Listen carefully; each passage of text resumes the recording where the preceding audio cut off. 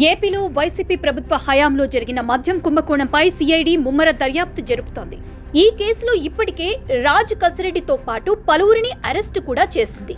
విచారణలో వీరిచ్చిన సమాచారం ఆధారంగా గత ప్రభుత్వంలో సీఎం జగన్ దగ్గర సీఎంఓలో పనిచేసిన అధికారుల్ని అరెస్టు చేసేందుకు సిఐడి సిద్ధమవుతోంది. జగన్ ఓఎస్టీగా పనిచేసిన కృష్ణమోహన్ రెడ్డి, సీఎంఓ కార్యదర్శిగా పనిచేసిన ధనుంజయ రెడ్డితో పాటు స్కామ్లో ప్రమేయం ఉన్న బాలాజీ గోవిందప్ప లిక్కర్ స్కామ్లో అరెస్టు కాకుండా తమకు ముందస్తు బెయిల్ ఇవ్వాలంటూ హైకోర్టులో వేరువేరుగా పిటిషన్లు దాఖలు చేశారు.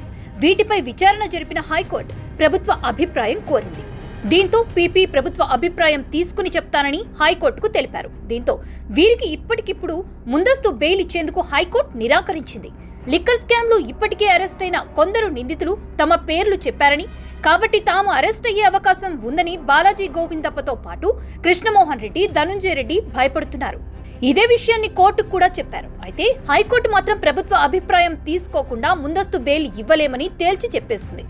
అయితే ఆలోపు సిఐడి వీళ్లను అరెస్టు చేయకుండా హైకోర్టు మధ్యంతర ఆదేశాలు ఏవీ ఇవ్వనందున ఏం జరుగుతుందన్న దానిపై ఉత్కంఠ నెలకొంది. హైకోర్టు వ్యాఖ్యలతో తాడేపల్లి ప్యాలెస్ లో గుబులు మొదలైనట్లు తెలుస్తోంది.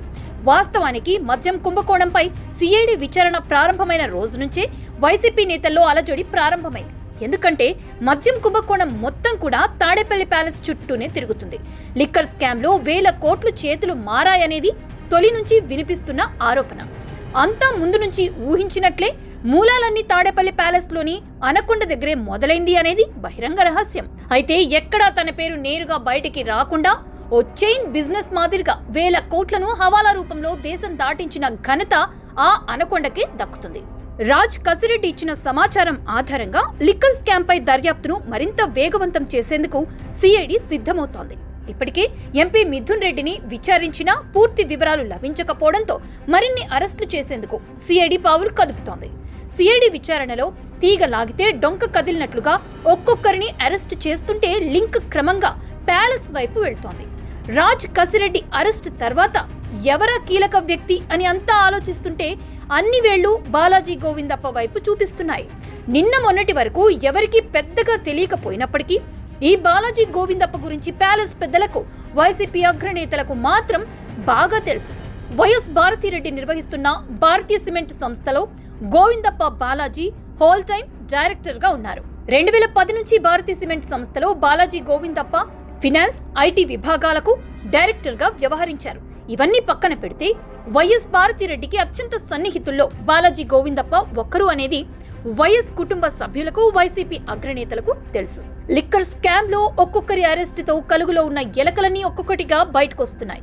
నిన్నటి వరకు బాలాజీ గోవిందప్ప ఎవరో కూడా చాలా మందికి తెలియదు. కానీ రాజ్ కసిరెడ్డి అరెస్ట్ తర్వాత తన అరెస్ట్ కూడా తప్పదని గోవిందప్పలో భయం మొదలైంది. దీంతో వెంటనే హైకోర్టులో ముందస్తు బెయిల్ పిటిషన్ దాఖలు చేశారు. గోవిందప్పను అరెస్ట్ చేసి విచారణ జరిపితే ఆయన నోటి నుంచి వచ్చే ఫస్ట్ పేరు వైఎస్ భారతిరెడ్డి.